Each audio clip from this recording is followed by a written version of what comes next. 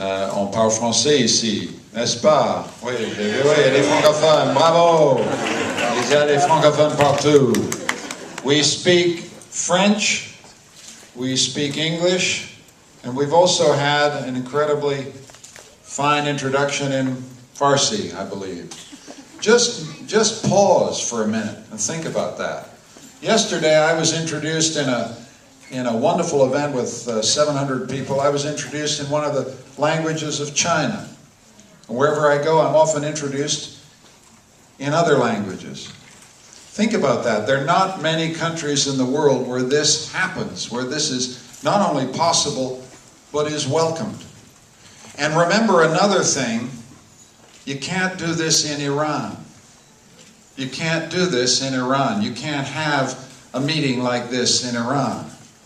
You could have a meeting of the government party, but it's going to be difficult to have a meeting with the opposition. We're the opposition, temporarily. But let's remember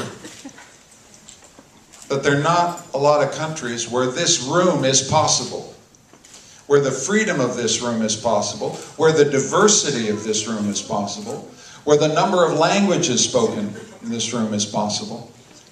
Many of the people in this room come from Iran, a wonderful place, a place which I had the privilege to visit in 2005.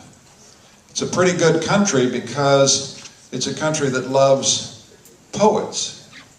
I'm favorably disposed to any country that makes its poets national heroes. So if you go to Shiraz, which is this incredibly beautiful place, they have a monument to the great poet Hafez. Is that right? Have I pronounced him right?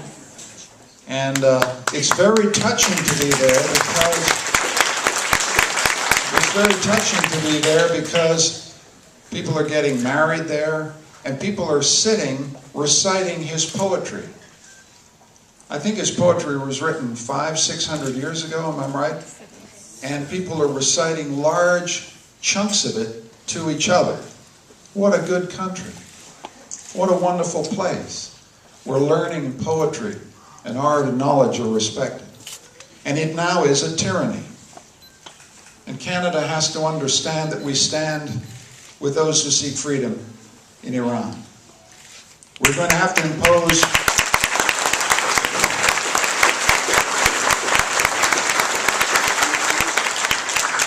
but the challenge of freedom, the defense of freedom in the world, is we have to choose our instruments precisely. Canada stands for freedom. We stand for the defense of the Charter of Rights. We stand for international law. But we have to choose our instruments carefully. The scalpel, not the bludgeon. This is a tyranny that has to be isolated, that has to be deterred, and that has to be contained, and its regime has to be sanctioned with a scalpel so that we don't hurt the broad base of the Iranian population who want nothing very different from what we want. A decent life, security, freedom, religious freedom, tolerance. We have to find a way for Canada to stand for those people, with those people, so that they know that they're not alone. I start with this because every Canadian citizen is a citizen of the world. There is no more international country on earth. Just look around you. Imagine the number of races, religions, and languages practiced just in this room in Vancouver. This is the great secret wealth of our country.